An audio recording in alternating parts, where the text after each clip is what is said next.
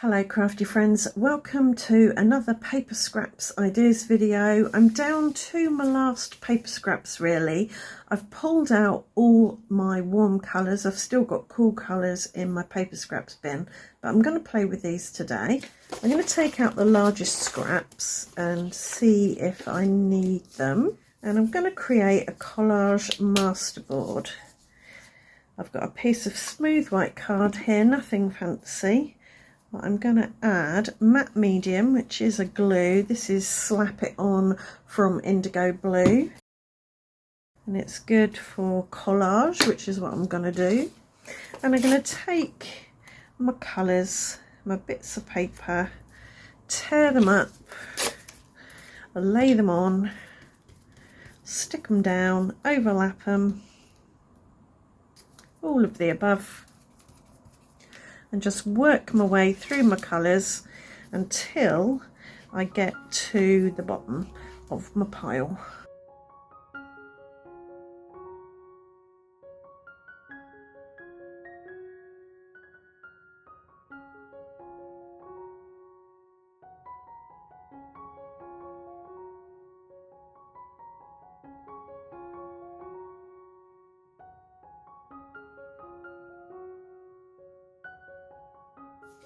I think I will bring in big red scrap just so I've got more bits of red, because I'm a bit low on the small red scraps. Don't need to cover every single white bit of background paper. I'm going to use as much of these scraps as I can.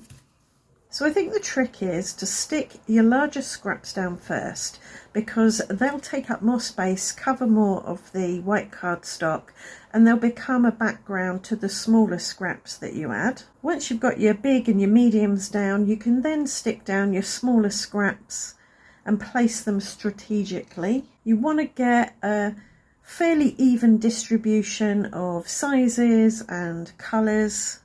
On this masterboard I've got some straight edge pieces that have been cut with a trimmer or with the edge of a piece of paper, and I've got some torn edges which add some nice texture and bring in a white edge here and there, because this cardstock has a white core, so when you tear it the white shows, and that can add a bit of variation and lift things a little bit. Once you're happy with your arrangement of scraps, you can let it dry naturally, or you can help it along with a heat tool or hairdryer. I'm going to use my hairdryer today, just for speed's sake. If you haven't got any matte gel medium, you could try Mod Podge.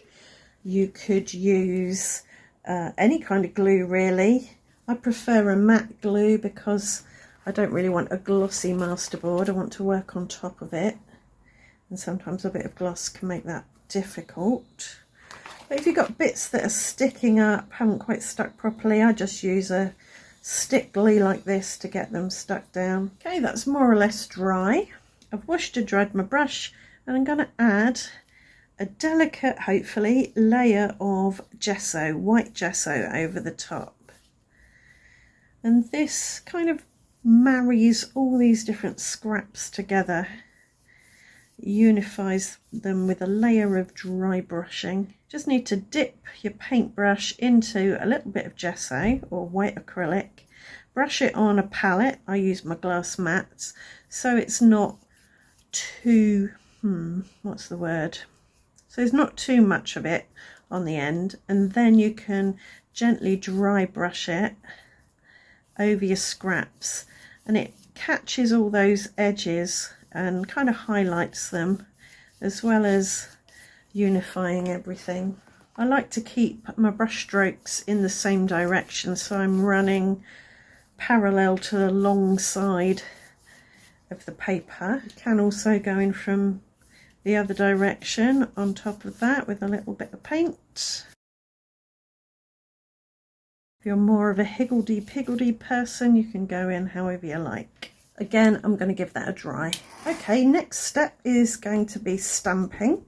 I've got a red rubber stamp, and I'm using archival ink in Vermilion. This is a permanent ink, so if I add any wet media on top, it's not going to shift. I'm going to stamp these around and about the place in different orientations. Not looking for perfect impressions. I've got a very uneven surface, so I'm not going to get them. I have decided to do Stamping September again, so all my videos in September will be focused around stamping. I'm going to look at different types of stamp and different stamping techniques to create things that you can use on your cards and other paper crafts. So if you're interested in watching that, then do subscribe. And now I'm going to do the same thing with this scribbly circle stamp. I think this one's from Indigo Blue. The first one I think is an old Stampin' Up one. And I'm using archival ink again, but this time in sepia. It's a warm brown, so it'll work well.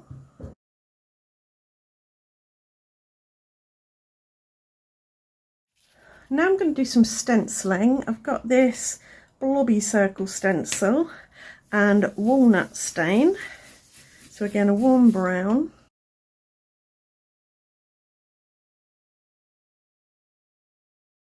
Do that in a few places so that when I cut this down,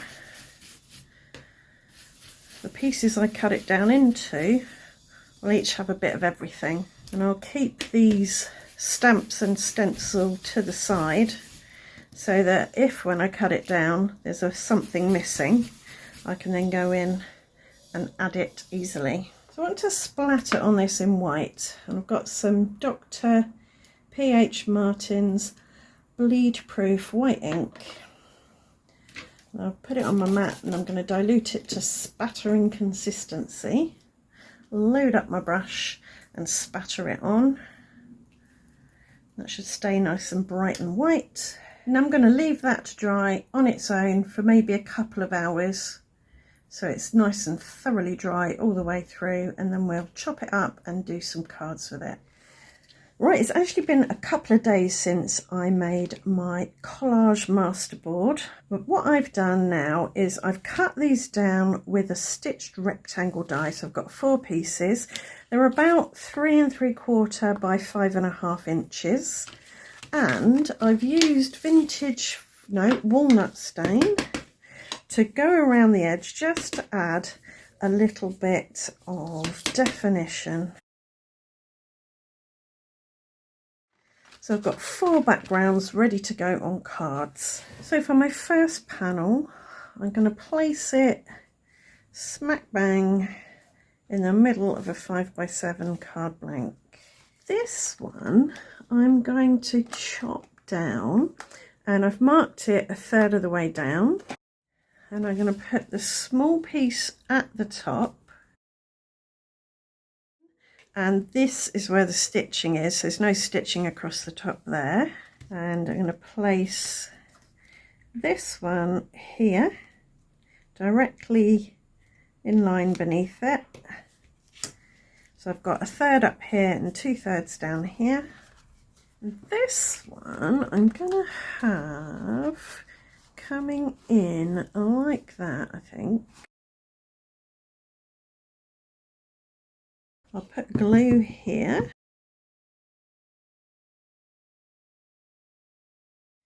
And then I'll chop off the overhanging bit.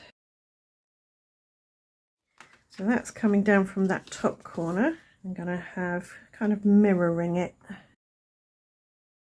And we'll chop off the overhang again. And this final one I want to put on the card at a jaunty angle, having this point touch here and that point touch the edge there, more or less. I've selected 4 sentiments from my sentiment stash. These are all stamped in black ink and die cut using stitched rectangle dies. Because they're black, I want to introduce some black to the panels here. So I'm running around the embossed stitching detail with a black gel pen to make it look as if the panels have been stitched with black thread. For this card I'm thinking sincerest thanks, a third of the way down in the middle there for this jaunty card, and enjoy your special day at the same angle as the card, the coloured card that I made. For this card, I'm going to put a thank you right in the middle of that gap, and here we're going to go middle, straight on. To embellish my cards, I've used this die to cut lots of leaves and little dots out of matte gold cardstock. I did think about using copper for my leaves, but I decided it would blend in too much, so I've gone for gold because there's a bit of contrast there. Put some high-tack white glue on my mat. I'll just dip my leaves in it and place them down. There's a few little smudges here and there from mucky fingers, so I'm going to try and cover those up as well. So these leaves kind of, I want swirling around the sentiment area. I want to vary the design and not have two leaves the same next to each other. So we've got 5 there. I think that'll do for now. This one, I'm gonna have a tumble of leaves.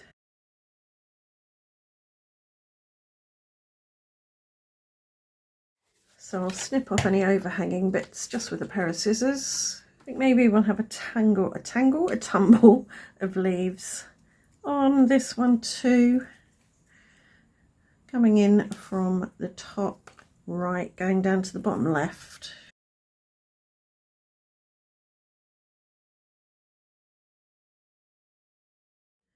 Maybe this one just around the sentiment. Got glue on the gold in a few places, but I can wipe that up with a baby wipe.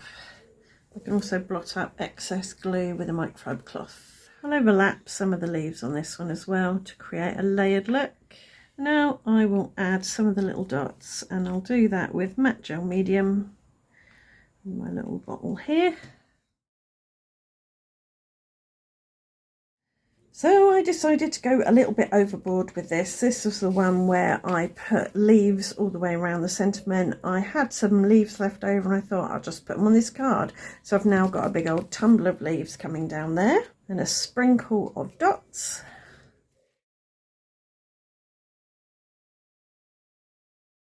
Same on this one, not quite so many leaves, a bit more of the background visible.